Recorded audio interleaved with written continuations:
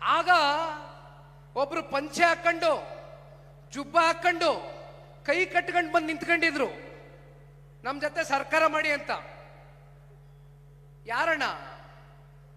ಕುಮಾರಣ್ಣ ಹೋಗಿದ್ರ? ನಿಮ್ಮ ಮನೆ ಬಾಗಿಲಿಗೆ ಬಂದಿದ್ರ ಕುಮಾರಣ್ಣ? ದೇವೇಗೌಡರು ಸಾಹೇಬ್ರು ಬಂದಿದ್ರ ನಿಮ್ಮ ಮನೆ ಬಾಗಿಲಿಗೆ?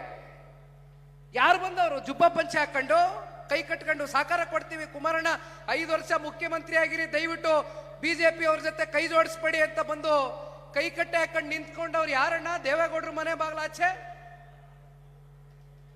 ಓಹೋ 2018 ಚುನಾವಣೆಯಲ್ಲಿ ಇನ್ನೇನು ಆ ಚುನಾವಣೆ ನಡಿಬೇಕಾದ್ರೆ ಸಮೀಪದಲ್ಲಿ ಕುಮಾರಸ್ವಾಮಿ ಅವನ ಅಪ್ರಾಣೆ ಮುಖ್ಯಮಂತ್ರಿ ಆಗಲ್ಲ. ನೀವು ಹೇಳಿದ್ದೆಲ್ಲ ಉಲ್ಟಾನೇ ಆಗಿರೋದು. ಹಂಗೆ ಈ ಬಾರಿ ಪಾಪ ವಿಧಾನಸಭೆಯ ಕಲಾಪದಲ್ಲಿ ನಿಂತ್ಕೊಂಡು ಹೇಳಿದ್ದೀರಲ್ಲ ಮಾನ್ಯ ಮುಖ್ಯಮಂತ್ರಿಗಳೇ, ಅದೆಂಥದೋ ಎಷ್ಟು ಸೀಟ್ ಅದಪ್ಪ? 15, 16, ಮುಂದೆ 2, 3 ಬರೋದಿಲ್ಲ, ನೀವು ಬಿಜೆಪಿ ಅವ್ರ ಜೊತೆಗೆ ಪಾರ್ಟಿ ಮರ್ಜ್ ಮಾಡ್ಬಿಡಿ ಅಂತ ಲಘುವಾಗಿ ಮಾತಾಡಿದಿರಲ್ಲ ಮಾನ್ಯ ಸಿದ್ದರಾಮಣ್ಣ ಅವರೇ.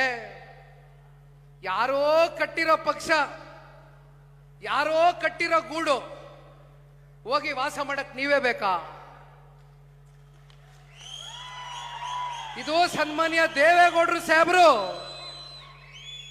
ರೈತರ ಪರವಾಗಿ ಒಂದು ಬದ್ಧತೆ, ಒಂದು ಕಾಳಜಿಯನ್ನ ಇಟ್ಕೊಂಡು ಎಂತ ಸಂಕಷ್ಟ ಕಾಲದಲ್ಲೂ ಕೂಡ ಸನ್ಮಾನ್ಯ ದೇವೇಗೌಡರು ಸಾಹೇಬ್ರನ್ನ ಕೈ ಬಿಡದೇ ಇರತಕ್ಕಂಥ ಚಿನ್ನದಂತ ಕಾರ್ಯಕರ್ತರು ಇಡೀ ರಾಜ್ಯಾದ್ಯಂತ ಇದ್ದಾರೆ ಮಾನ್ಯ ಸಿದ್ದರಾಮಣ್ಣ ಅವರೇ.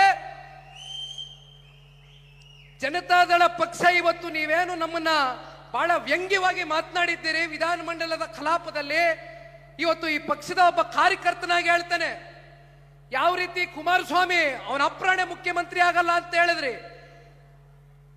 ಅದೇ ನೀವು ಬಂದು ಕೈ ಕಟ್ಟೆ ಹಾಕೊಂಡು ಕುಮಾರಣ್ಣ ಅವ್ರನ್ನ ಮುಖ್ಯಮಂತ್ರಿ ಮಾಡಿದ್ದನ್ನೇನು ಮರ್ತಿದ್ದೀರಿ?